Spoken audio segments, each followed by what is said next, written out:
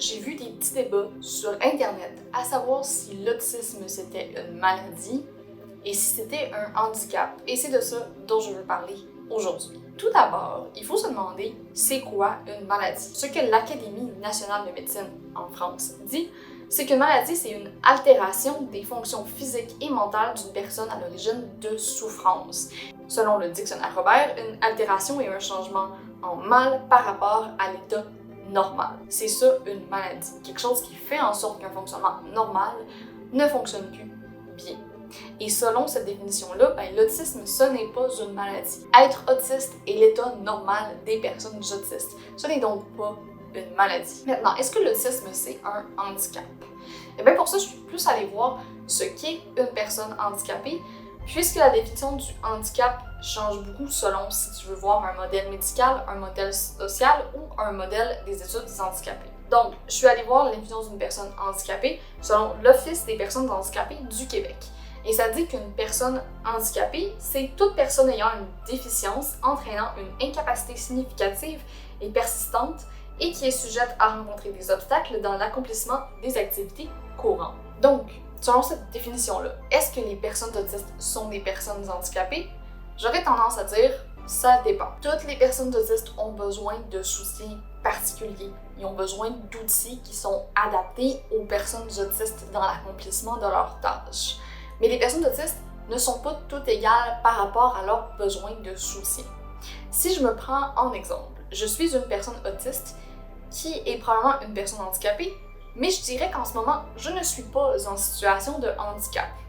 J'ai réussi à trouver un emploi qui me laisse utiliser mes outils, j'ai accès à un appartement et je suis capable de me nourrir et de faire mes autres activités de la vie quotidienne.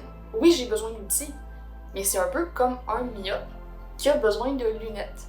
Aujourd'hui, une personne myope qui a simplement besoin de lunettes bien moyennes, ce n'est pas considéré comme une personne handicapée.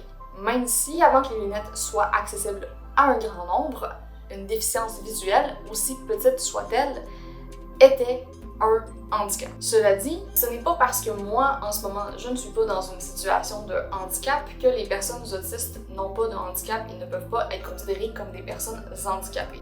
Si je disais ça de ma position vraiment privilégiée, avec beaucoup de chance et avec les moyens d'avoir accès à des outils, ce serait un petit peu comme une personne myope qui a simplement besoin de lunettes payées par ses assurances aux 2 ans, disait que les difficultés visuelles ne causent aucun handicap à personne. Ce serait évidemment faux. En autisme, il y a des gens qui ont besoin de soutien plus important. Il y a des personnes autistes qui, à cause de leur trait autistique, vont avoir besoin de soins 24/7.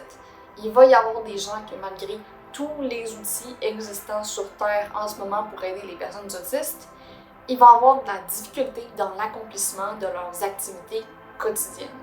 Et ces personnes-là ont besoin qu'à quelque part, l'autisme soit reconnu comme un handicap ou un trouble ou n'importe quoi pour faire en sorte que les assureurs et les politiques considèrent que les personnes autistes sont une population vulnérable qui ont besoin de soutien et de politiques qui leur sont destinées pour les aider dans l'accomplissement de leurs activités de vie quotidienne et qui leur permet de vivre dans la dignité et d'accomplir leur projet de vie.